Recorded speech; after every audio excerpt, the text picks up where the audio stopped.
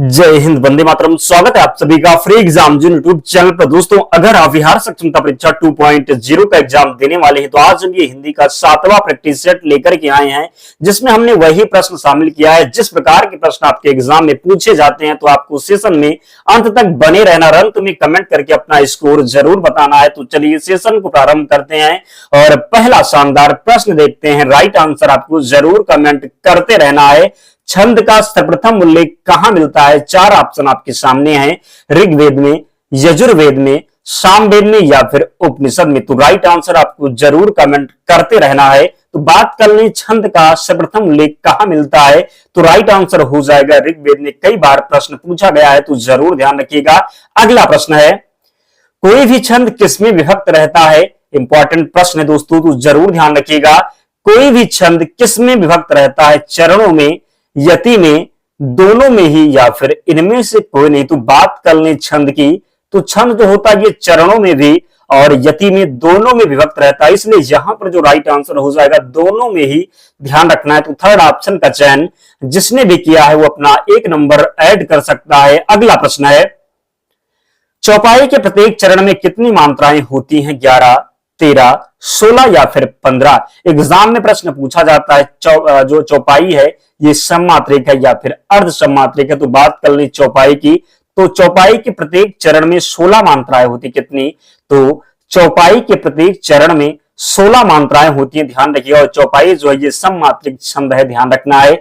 अगला प्रश्न है, छंद कितने प्रकार के होते हैं? 2, 3, 4 या फिर 5। तो एग्जाम में प्रश्न पूछा जाता है छंद कितने प्रकार के होते। तो बात कर लें छंद के प्रकार, तो 3 प्रकार राइट आंसर हो जाएगा। तो सेकंड ऑप्शन का चयन जिसने भी किया है राइट आंसर है, जरूर ध्यान रखिएगा। अगला प्रश्न है, चारपाई पर भाई साहब बैठे हैं, इस वाक्य में चारपाई शब्द किस कारक में है?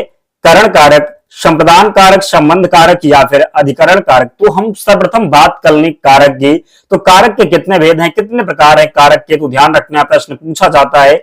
तो कारक के 8 प्रकार हैं। कितने? तो 8 प्रकार हैं कारक के, ध्यान रखना। कितने प्रकार हैं? तो 8 प्रकार हैं। कर्ता ने, कर्ता को जो कारक चिन्ह है, कर्ता ने कर्म को करण से, करण का कारक चिन्ह क्या हो जाएगा? तो से हो जाएगा। संप्रदान का कारक चिन्ह के लिए हो जाएगा, क्या हो जाएगा? तो के लिए हो जाएगा, ध्यान रखिएगा। बात करें संबंध का, तो संबंध का काकी के होता है, काकी के, नाना नी, नानी ने, रारी रे, इस प्रकार जो होता है ये संबंध कारक का होता है। अधिकरण कारक की बात कर लें तो मे पर होता है, क्या होता है? तो अधिकरण कारक का जो चिन्ह होता है ये मे पर होता है, क्या होता है? तो मे पर होता है। यहां पर दिया हुआ चारपाई पर जब दिया हुआ है तो सिंपल है, अधिकरण कारक हो जाएगा क्या? तो चारपाई पर भाई साहब बैठे, इस वाक्य में चारपाई शब्द किस कारक में है? तो अधिकरण कारक में है। अगर आपको कारक चिन्ह याद रहेगा तो आप सिंपल सा आंसर लगा देंगे, ध्यान रखना है।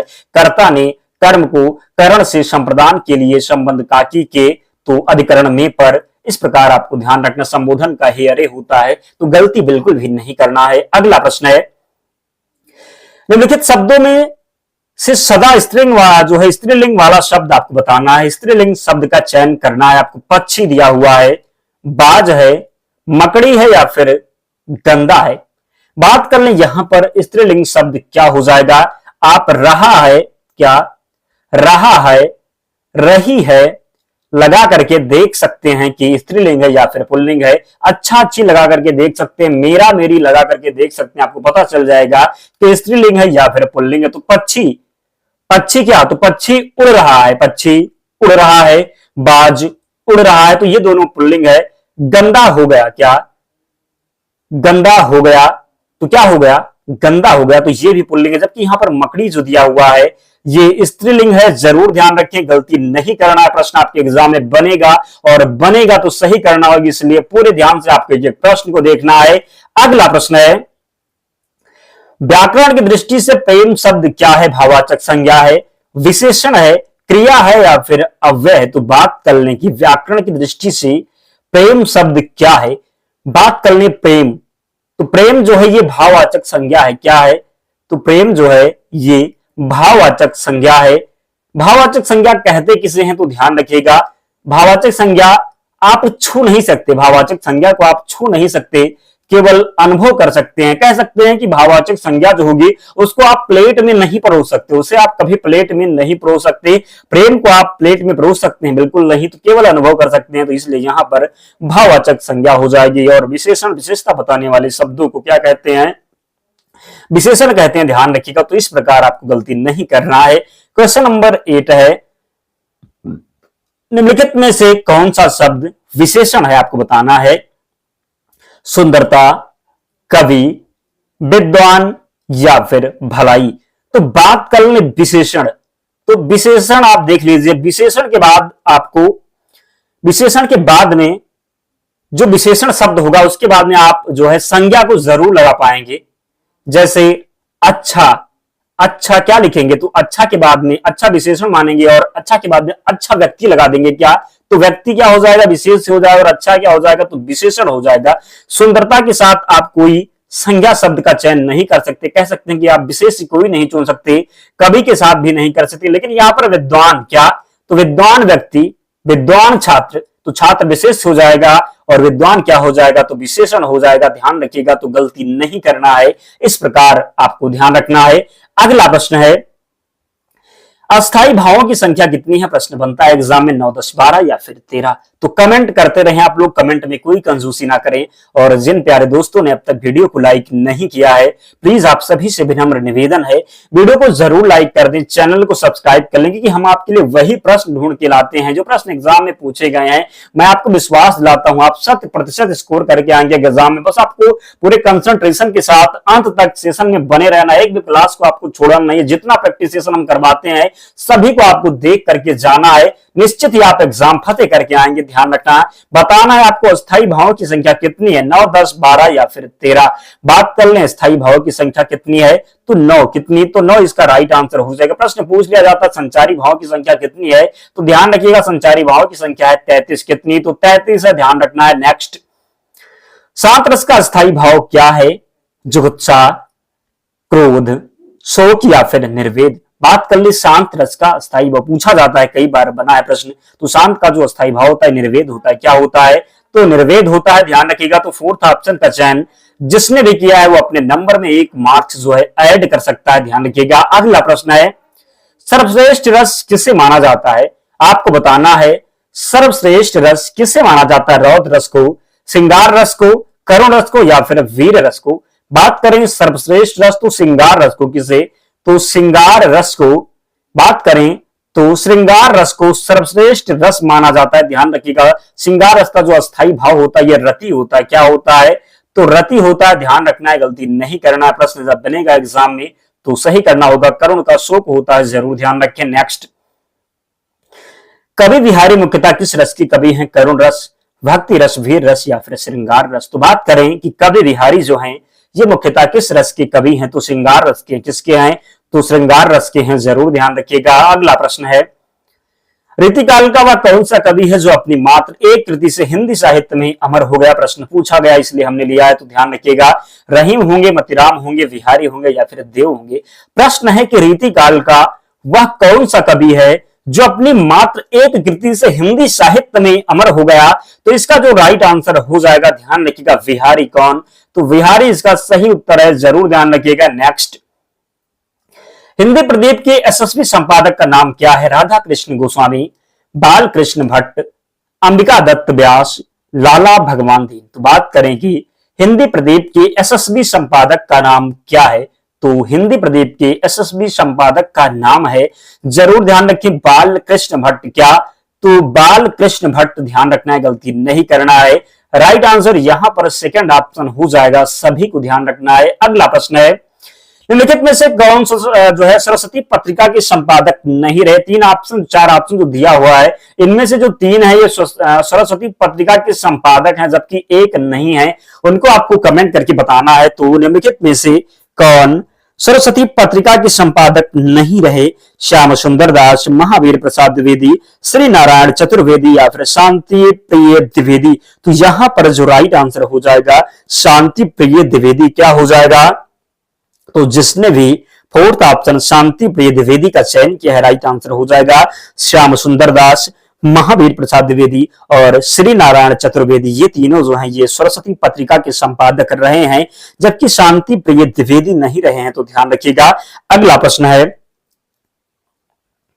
उसने कहा था, क्या है प्रश्न, उसने कहा था कि मुख्य पात्र का नाम बताइए, खालसा सिंह, करतार सिंह, लहना सिंह या फिर परमिंदर सिंह, तो ध्यान रखिएगा, इसमें आपको ध्यान रखने की जरूरत है। उसने कहा था कि मुख्य पात्र का नाम बताइए, तो लहना सिंह ने कहा था। किसने? तो लहना सिंह ने। नेक्स्ट, पानी का एक अर्थ जल है, इसका दूसरा अर्थ बताइए। पानी का एक अर्थ जल है, इसका दूसरा अर्थ आपको बताना है। बहना होगा, झरना होगा, सम्मान होगा या फिर विष हो जाएगा। पानी का एक अर्थ जल होता है और एक अर्थ होता है पानी का इज्जत से। क्या कहते हैं? जब मनुष्य का पानी उतर जाता है, एक बार जब पानी उतर जाता है, यानी कि इज्जत जब घट जाती है, उतर जाती है, तो फिर वो किसी काम का नहीं होता। तो पानी का एक अर्थ जल भी होता है, दूसरा क्या होता है? इज्जत, यानी कि सम्मान कह सकते हैं। क्या? तो इज्जत को सम्मान भी बोल सकते हैं। तो ध्यान रखिएगा आज से, पानी का एक अर्थ सम्मान भी होता है, इज्जत भी होता है। जैसे कि एक जो है, रहीमन पानी राखिए, बिन पानी सब सून, पानी गए न उबरे, मोती मानुष चून। तो रहीमन पानी राखिए, पानी का एक जो अर्थ यहां पर है वो इज्जत से है, सम्मान से है, कि जब मनुष्य का जब इज्जत उतर जाता है, सम्मान उतर जाता है। एक जो है, रहीमन पानी राखिए, बिन पानी सब सून, एक पानी का जो अर्थ है कि जब पानी का जो एक अर्थ है, जैसे कि आटे में जब पानी नहीं होता तो उसका कोई काम नहीं होता, जैसे इस प्रकार चूना में जब पानी नहीं रहता तो चूना भी किसी काम का नहीं होता। तो यहाँ पर जो श्लेष अलंकार भी होता है, रहीमन पानी राखिए, बिन पानी सब सून, पानी गए न उबरे, मोती मानुष चून। तो पानी का जो एक अर्थ होता है ये सम्मान होता है, इज्जत होता है। तो ध्यान रखना है, गलती नहीं करना है। अगला प्रश्न है, और प्रश्न वही है, रहीमन पानी राखिए, बिन पानी सब सून, पानी गए न उबरे, मोती मानुष चून। तो आपको बताना है कौन सा अलंकार है इसमें, श्लेष अलंकार है, यमक अलंकार है, भ्रांतिमान जो है भ्रांतिमान अलंकार है या फिर दृष्टांत अलंकार है। तो हमने आपको बताया रहीमन पानी राखिए, पानी का मतलब जो हो गया एक इज्जत से हो गया। जब मनुष्य का पानी मर जाता है, जिसकी इज्जत मर जाती है, फिर एक क्या हो जाता है? बिन पानी सब सून, बिन पानी सब सोन। जब सोने का जो ऊपर पानी होता है, जब वो उतर जाता है तो उसकी कोई कीमत नहीं रहती। सब सोन, बिन पानी सब सोन, पानी गए ना उबरे।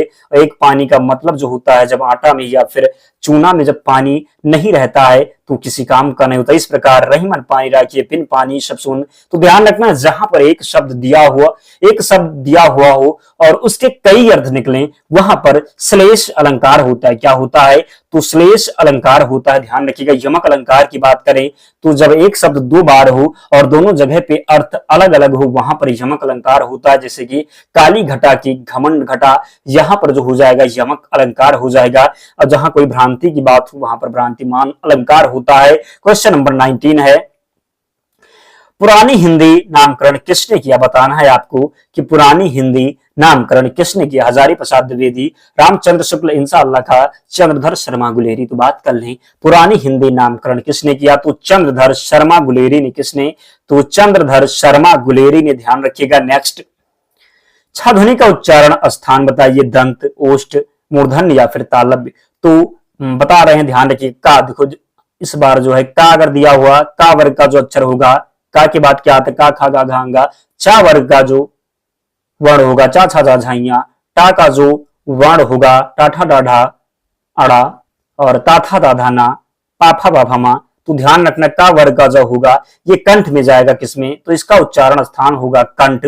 का वर्ग का जितना भी वर्ण होगा इसका उच्चारण स्थान कंठ से होगा। बात कर लें चा, तो चा वर्ग का जो उच्चारण स्थान होगा ये तालव्य होगा। क्या?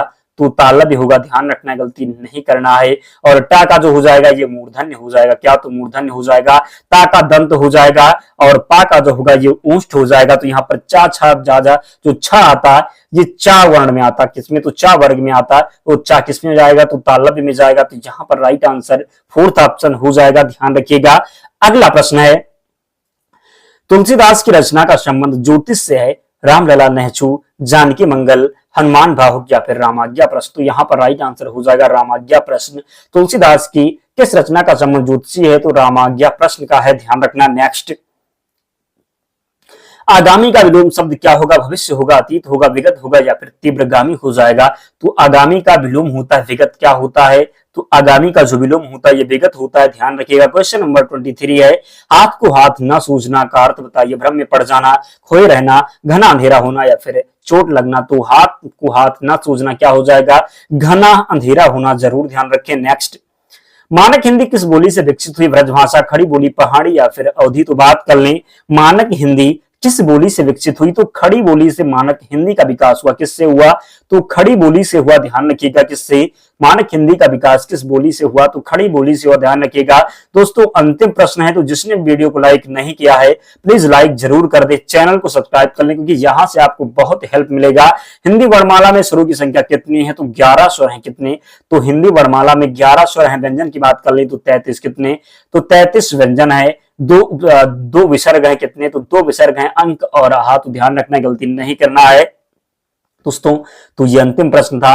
आप लोग कमेंट करके अपना स्कोर जरूर बताएं, और अगर पीडीएफ चाहते हैं तो टेलीग्राम चैनल से जुड़ जाना, लिंक डिस्क्रिप्शन बॉक्स में, या आप टेलीग्राम पर जाएंगे और वहां पर सर्च करेंगे फ्री एग्जाम जोन, आपको चैनल मिल जाएगा, आप लोग ज्वाइन हो जाना, वहां पर आपको सारी पीडीएफ मिल जाएगी। तो मिलते हैं नेक्स्ट वीडियो में, तब तक पढ़ते रहिए, ध्यान रखिए अपना, स्वस्थ और सुरक्षित रहिए। जय हिंद।